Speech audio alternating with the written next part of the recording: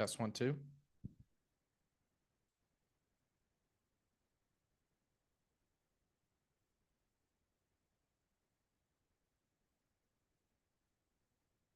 Medford City Council Committee of the Whole, January 14th, 2025. Mr. Clerk, please call the roll. Councilor Callahan. Vice President Collins. Councilor Lazaro. Councilor Lemming. Councilor Scarpelli. Councilor Sang. President Bears.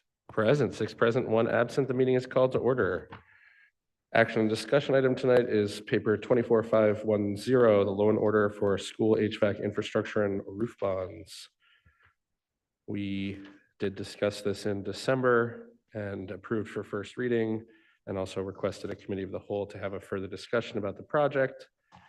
And with that, I'm happy to recognize folks from the city and school administration who are here tonight, unless counselors would like to ask any questions or make any statements beforehand.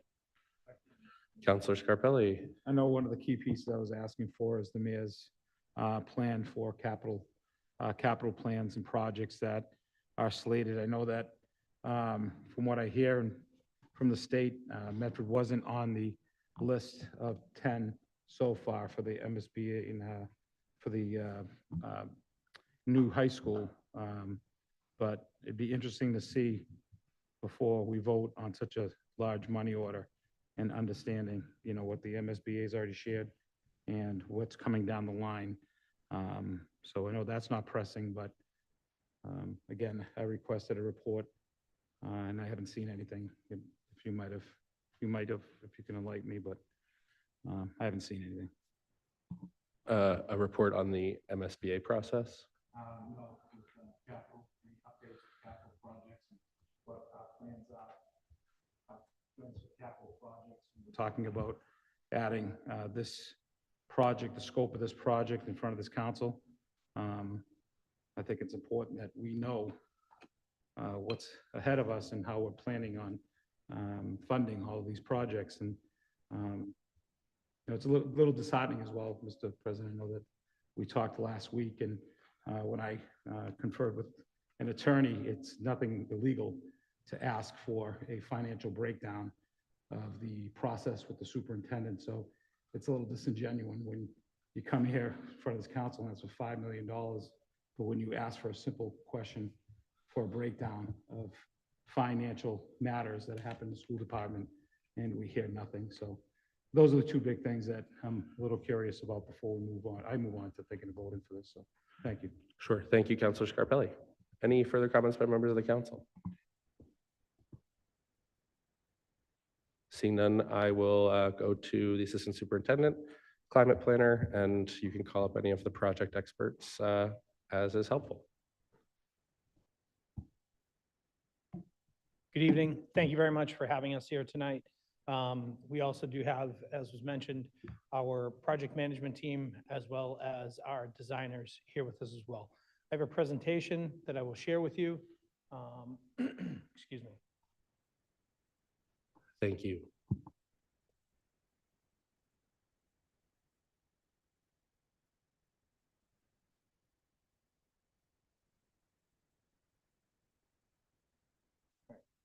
So this evening, we're here before you to discuss the significant HVAC project at the Freedom Way schools, the McGlynn complex, and the Andrews Middle School.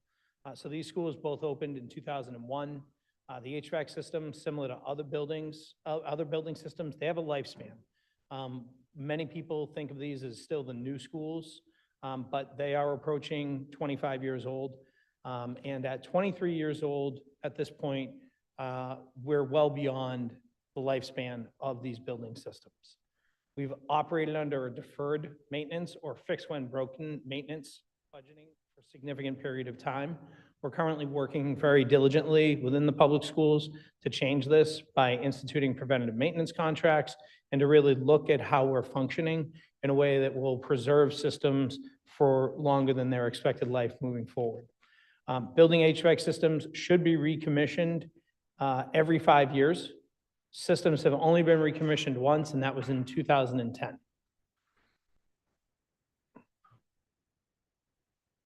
We have annual startup and repairs that have been handled internally with our maintenance team. Our maintenance team comprises 3 individuals who do this work, and we also have HVAC trained technicians who come in through our vendor service programs. Systems are currently in various stages of failure in both schools.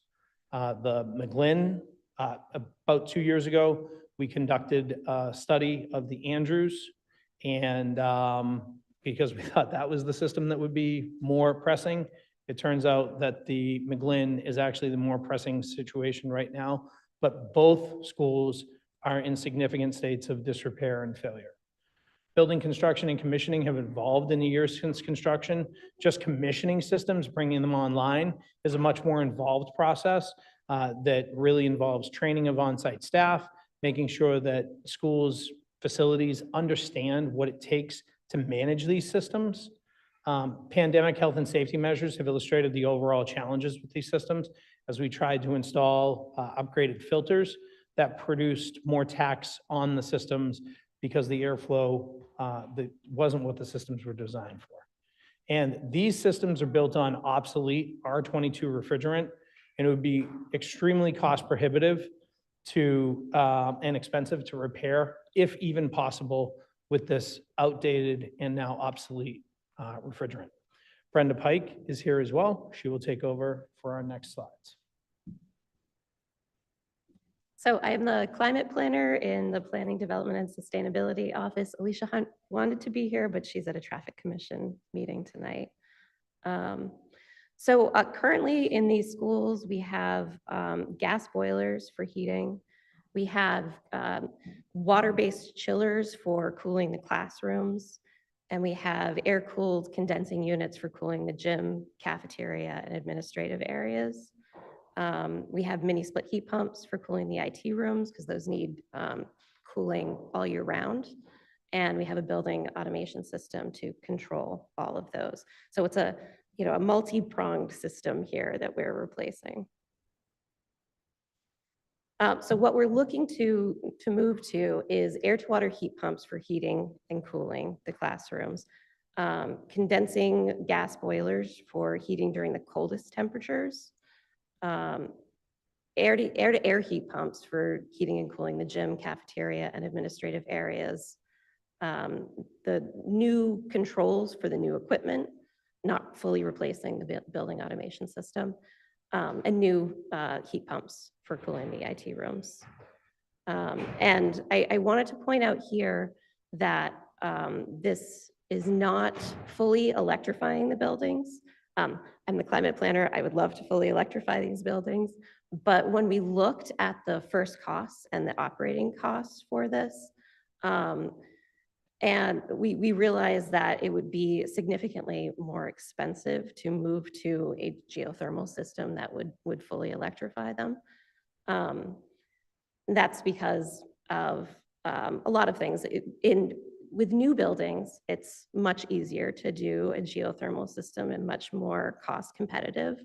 But when you're retrofitting a building like this, you need to go in and replace the distribution systems as well. So that's all the piping, that's the what you would think of as radiators in the rooms. So it's a lot more disruptive, it's a lot more costly, and it takes a lot longer. And then, of course, you would also have to be digging the boreholes. You would have to deal with anything that you find while you're digging the boreholes. And so that's a more expensive process. It's a longer process in terms of years, not months. And it would be a lot more disruptive to the students. And so the design that we landed on here is really a compromise that will get us to 39 to 58% emissions reduction, and modernizing these systems so that they will continue to function for decades, while still taking into account the cost considerations here and the considerations of the failing equipment and disruption to the students too.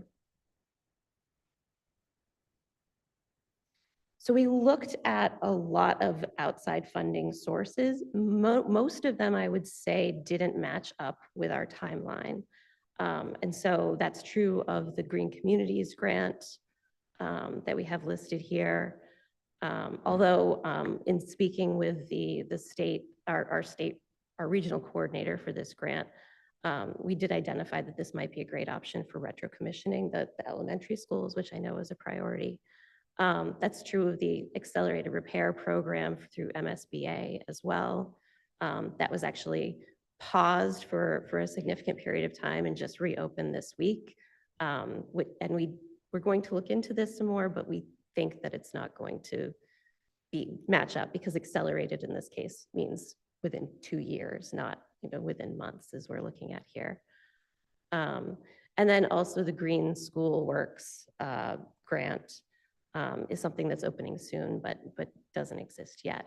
We are taking advantage of Mass Save rebates. We're estimating those are going to be $2.2 million, but those are rebates that we are reimbursed for. They're not upfront payments, so we do need to appropriate that money ahead of time. In terms of federal funding, we are looking at the elective pay, or you may have heard it referred to as direct pay tax credits. These are essentially refunds for nonprofits and local governments. It's a relatively new thing. In this case, the only one that would really apply to this project is the solar tax credits, if we do include solar on the McGlynn as part of the project. So we will continue to pursue that.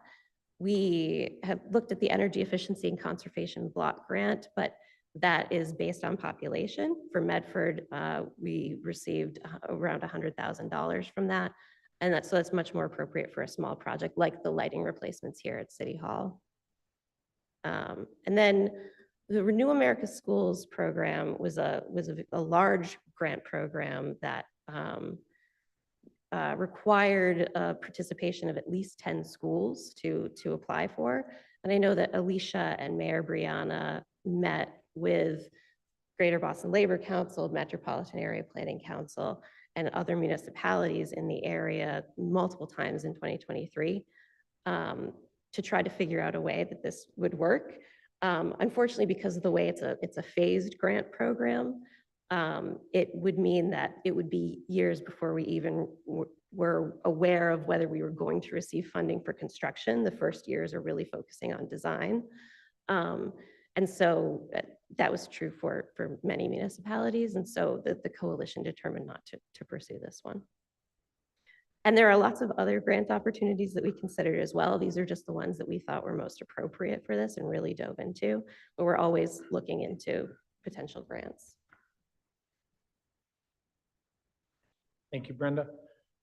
So past work in November 2023, an HVAC option study that was conducted by the district through B2Q for the Andrews Middle School was delivered to the public schools, and that really helped to inform our work. That process was about an 8 to 9 month process to really get an understanding of the options available to us. We've been providing ongoing updates to the school committee, particularly in warmer weather periods when students, staff, and families are concerned about the temperature in the buildings. June 20th of 2024, our owner's project manager contract was signed. About 8 weeks later, the designer contract was signed. In August, late August, we commenced weekly design meetings. We have been meeting weekly, with the exception of the holiday break, since August, to make sure that this project moves forward. Myself, Brenda, the team behind us, as well as Paul Riggy on the city side, and other individuals as necessary to be a part of that. On November 1st, the schematic design for Andrews was completed. December 9th, we pre-qualified 4 construction managers. We currently have that out for bid right now. December 11th, the McGlynn schematic design was completed, and on January 13th, just yesterday, we had our first meeting with principals at the Andrews and the McGlynn, as well as our communications director, so that we can understand if there will be any academic impacts as this project comes right up to the start of the school year, and as we hope to do make-ready work in the spring. So we want to make sure that our principals are well informed, that our principals are involved. So if there are any disruptions, they are well ahead so that it does not significantly impact teachers or student learning. So our projected work is, we expect in January, the Inspector General will approve our application for a construction manager at risk for this procurement. In February, we'll contract for it following interviews with the construction manager, and then we'll begin pre-purchasing equipment. Some of the equipment has up to 20-week lead times at this point. So it is critical that we sign that contract and the construction manager has the list of equipment to purchase, and we are ready to move so that we can be prepared for the start of school. In March, we could have a budget estimate for the next bond approval. April, construction documents will be fully completed, and spring of '25, preparation for construction. Might be removal of boilers, other make-ready work to make sure that once summer hits, we are ready to move as quickly as possible, as efficiently as possible. In the summer of '25, it will be disruptive construction. These buildings will be offline for any summer activities, all right? We will be removing them from our summer programming. We'll move those programs to other buildings across the district. But these are the types of preparation that we need to make for buildings at this stage of their lifespan. So classroom heating and cooling is expected to be available by the end of the summer, which is critical because that's where we're getting a lot of reports of really sweltering conditions affecting student learning. And then in fall of 2025, we'll finalize construction. It'll be commissioned. That's been a significant area of discussion for us to make sure that these systems are commissioned properly, and that our staff on hand are well-trained, and that our maintenance contracts are in place for up to 3 years following this project. So acting now and having this bond in place is critical for that pre-purchase of equipment. It's absolutely critical so that we can really achieve our goal of providing classroom cooling for the start of school. That is still achievable and realistic. Approving funding now allows the equipment to be ordered, allows for the construction manager costs of about $300,000 to be ready. And then that construction manager is able to purchase equipment with those encumbered funds. As I said, this is 3 months. In our most recent, we're somewhere around 20 weeks for some equipment. Impending federal tariffs have a concern for us on this project. So that could cause prices to increase, cause our budgets to increase. So by purchasing these early, we're hoping to avoid any challenges with the allegedly incoming federal tariffs. It's an unknown variable at this point, but it is something that we are taking into consideration. Phase 1 funding is $5 million through a 12/16/2024 request of this body and a previous request through the school committee. This will allow us to complete the construction documents. An early bid package helps complete our owner's project management services. I'm sorry, not complete, continue our OPM services, CM, construction manager, pre-construction services. And then, as has been mentioned at least 4 times already, making sure that we're purchasing that equipment so that it can be on site and ready to be installed. Phase 2 is in the neighborhood of approximately $23 to $26 million, where we will be back before this committee, the school committee, and then this committee in the March-April timeframe. The construction manager is the one who will bring on their cost estimators to give us the most accurate information. Also, the McGlynn roof replacement / refurbishment. Our plan right now is to go with a refurbishment similar to what was done on the Andrews about 4 years ago. It's called I believe the actual name is called a White Knight application. They'll come in, they'll fix any weak spots in the roof, and then they will apply a film, for lack of a better term, that has the same life expectancy of a roof replacement of 20 years.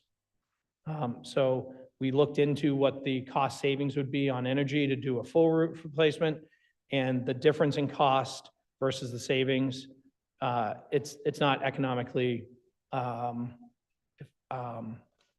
not viable. It's not economically prudent for us to do a full roof replacement with what we would get from the White Knight application. This would also fund construction. And then a tentative solar installation at the McGlynn. The Andrews project is moving forward at this point for solar. Solar installation will be at both schools, but under this project, it would just be the McGlynn for fiscal impact.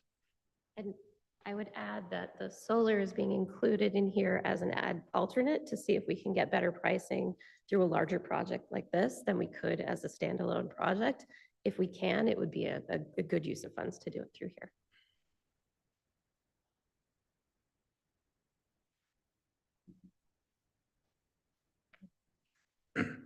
So here are our budget numbers.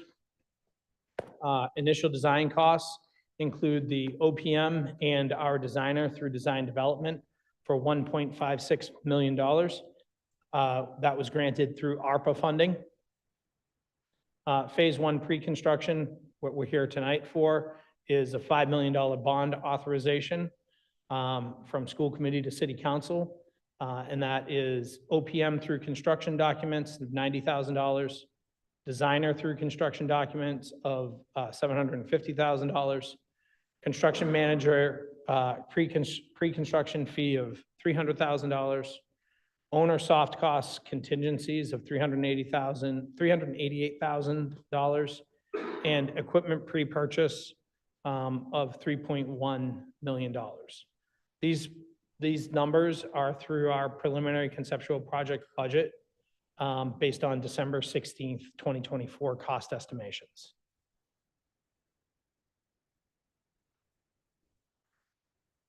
Then when we move into construction, we're looking at $21.8 million for those construction costs associated with the labor of installation and any other equipment purchases that may need to be done. Owner construction contingency of approximately $687,000. It'll pay for designer through construction of $1.3 million, $3 million. OPM through construction of $484,000. Our soft cost contingencies are $2.4 million for contingency. And then you can see our other costs. We have the commissioning of $500,000. ADA upgrades, when buildings have projects that exceed 30% of the assessed value of the buildings. The assessed value of these buildings is just shy of $70 million. It is not the replacement cost, it's the assessed value. So when you exceed 30%, you need to do a comprehensive look at your disability and accessibility options. We will be conducting a survey starting tomorrow, starting tomorrow at the McGlynn or the Andrews? Both, all right, we're gonna start at both tomorrow. So they'll be there with our buildings and ground staff to conduct this assessment. And we've set aside those funds based on known repairs that we have to do to the front entry plazas. But where these buildings were built in 2001, we're extremely hopeful that they're still significantly ADA compliant. IT rooms, this right now, we actually may be able to fund this on the district's operating budget for the current FY. So we're tentatively able to pull this out, but this equipment is critical and to make sure that our information technology infrastructure is not literally cooking itself. And right now, across the district, in the 5 schools, the 5 new schools, we have to leave doors open to network closets, which is not good with students, and just they should be able to be cooled, they should be able to be, and they're not. The systems have all failed, all right? And it's causing a significant challenge for our IT infrastructure. The McGlynn roof is $1.5 million. The cost estimates for a full replacement was north of $3 million in that neighborhood. We have a roofing contingency of about $150,000. I want to publicly say that we've had a water infiltration problem that has been discussed at the school committee numerous times in the McGlynn on the first floor. There's a section of the building that juts out on the first floor, and we appear to have a flashing and/or roof problem flashing behind the bricks. or where the roof connects. As part of this project, we will be removing 3 courses of bricks and refurbishing that roof to make sure that the water infiltration problem that our kindergarten classrooms face at intermittent times is finally addressed and dealt with. And then finally, Mass Saves incentives, we expect to have a $2.2 million reimbursed expense. And then a solar ad alternate that Brenda mentioned is not included, but our initial cost estimates on that are $1.2 million. And then this final slide is our total anticipated costs associated with the project to make sure that these building systems are able to be fully functional for our staff and students as warm weather presents itself as well. And we're happy to take any questions. Our design team and owner's project manager is here as well to answer any questions that you may have. Thank you. I appreciate the thorough presentation.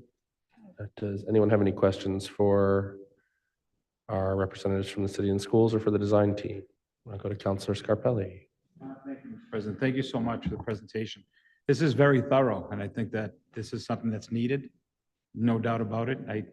The so-called new schools, I was on what was called the A-team when we first started in elementary school.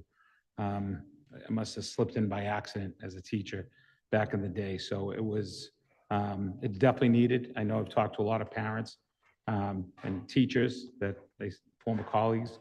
I know it's very important, but for one counselor, like I said, I think that my apprehension is really in the structure, the way that our administration is informing us and where we are, at least this one counselor, where we are financially. Now, Ms. Cushing, forgive me if I'm wrong, but this first $5 million, this is something that we'll be bonding as well, correct? So Yes. Okay. So, and then the bigger number is the one that comes later, and obviously it's going to follow if we approve it. And that's something I totally want to support. But unfortunately, when I'm not getting the information back, I'm not going to halt it by Rule 21 or Section 22 of this project tonight, because I hear what you're saying. I think there is a timeline, but I think to the president and to the mayor to understand as we move forward with these bigger projects, I think having more robust discussion of what our financial outlook is in the whole community and what's coming down the line, which I think is very important. I think it's something that I will be using. I won't hold this up. I know how the timeline is important. I'm not going to hold it up. I can't support it because it's against what I feel is my position here as a city councilor, and that is being the steward of our finances and understanding what the big picture is. And it could be something very simple. It's just that I haven't had any communication. I've asked that. I know you were here last meeting, and something I asked for from the administration that part of this meeting, we talk about what the implications are as we move forward. We look at different projects. Like I know that the override was failed with the fire station, but there's still needs there. We're also talking about what's happening for the new high school. It's something that I want to support 1,000%, but we still don't know what the impact will be if we try to, reach out and try to either bond or ask for an override or debt exclusion for that project. So there are so many pieces. We're also talking about so many new zoning implications that are hitting us pretty soon, and wanted to see what kind of growth the city will use these new zoning rules and how that can help us grow. So there's so much involved, and I think that again, for one council who understands and wants to support this because of the need, and I won't hold it back, but that's the reason why I can't support it. Fundamentally, I can't. I have for some odd reason, the communication with this counselor and the city administration is zero. I think something simple as asking for a breakdown of the superintendent's buyout, which it's not fraudulent. I'm not saying anything that was illegal. I'm not saying anything that was wrong or bad. That's what it's called in the terms when you settle on a mutual buyout, and just asking for that financial implication so we can understand the process and getting answers back saying that it's a school committee purview. We know that's wrong. I spoke to my attorney that will speak to me that is very well versed, and it's a basic requests from a city councilor, especially when it's funding that's ultimately signed off by, for one of the votes by this council. So I hope you understand why. But again, I appreciate the thorough breakdown. This is obviously something you've done so much work on, and it's great to hear. I'm sure we have plans for moving all the summer programs, because I know how important they are, out of those two buildings. And I know that's going to be daunting. But I love the fact that we're already planning for that. So these are you hear a lot of great things, and I appreciate the hard work that you've done. So, and thank you for hearing me. Thank you, Counselor Scarpelli. Would you like to add anything? I just want to add that it's a real team approach. And I respect and understand your position, Councilor Scarpelli. And I do appreciate that there would be no blockage of this. So thank you. Thank you. Any other questions from members of the council at this time? Seeing none. Oh, Counselor Sang. This is less of a question. I think you have been very thorough, as my colleague acknowledges. Between the last city council meeting and this one, and with watching a lot of school committee meetings and following the discussions there, I feel very confident voting to move this forward. I know from talking to parents throughout the city how important it is for their children to be learning in schools where there's a properly functioning HVAC system, where their kids aren't sweating to death or freezing to death, and where our teachers feel safe teaching and unencumbered in doing that role for our children and our families. I think one really important thing to acknowledge here, at least from my perspective, is that there is a sense of fiscal responsibility in getting this project done now. When we defer projects, as we've seen throughout the city, throughout the last few years, we think that we're deferring costs, but we're not. Those costs are going up all the time. We've seen with inflation over the last few years. We've seen with increased labor costs, increased cost of materials, and we're expecting tariffs coming forward in the near future, including a 25% tax on anything coming from Canada, which is a place we get a lot of steel and metal from and a lot of materials for construction from.